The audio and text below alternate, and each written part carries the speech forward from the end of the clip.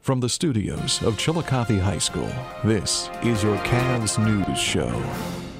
Hello, ladies and gentlemen. Welcome to Cavs News. My name's Logan McCord. And my name's Jasmine Roper with this week's update.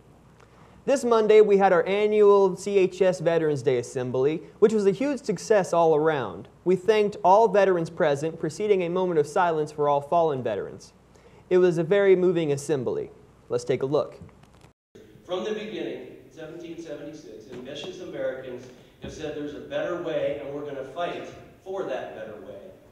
And it wasn't so much for them as it was for future generations.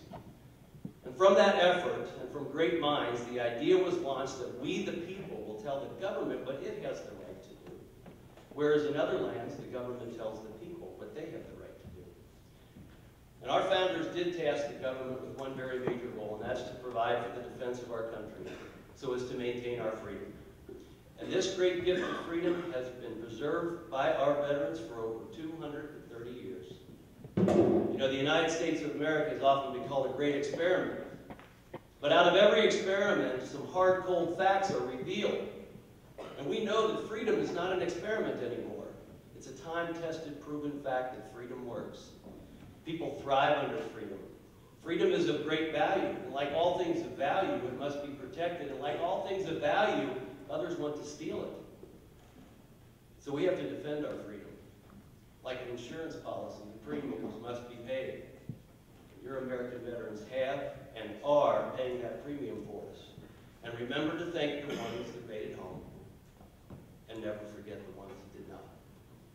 Remembering, thanking, caring for our American veterans, paying tribute to them, they're more than just nice things to do. It's our obligation as individuals, and it's our obligation as a grateful nation. And only our veterans can truly take the credit for the freedom that We'd like to thank all the veterans who have served this great nation.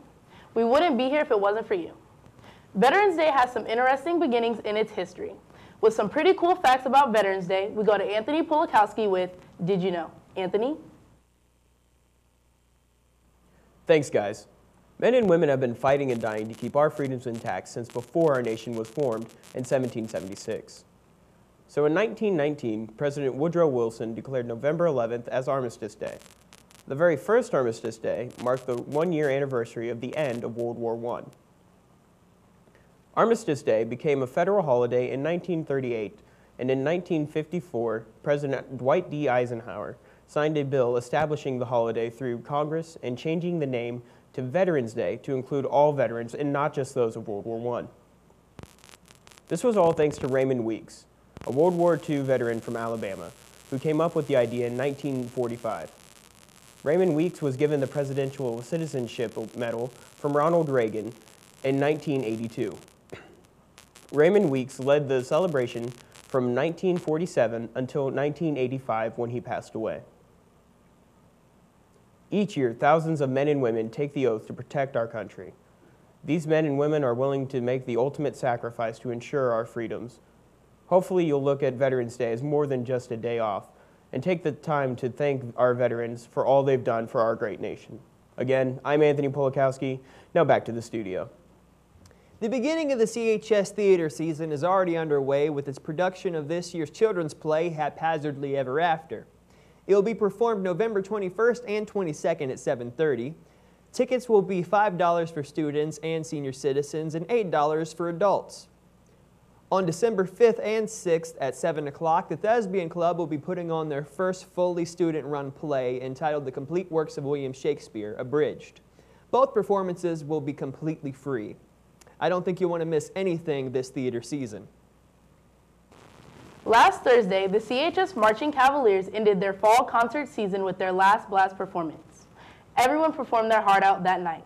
It was a great way to top off the end of the season. That's all for this week. My name's Logan McCord. And I'm Jasmine Roper. Have a wonderful and safe weekend, Chillicothe.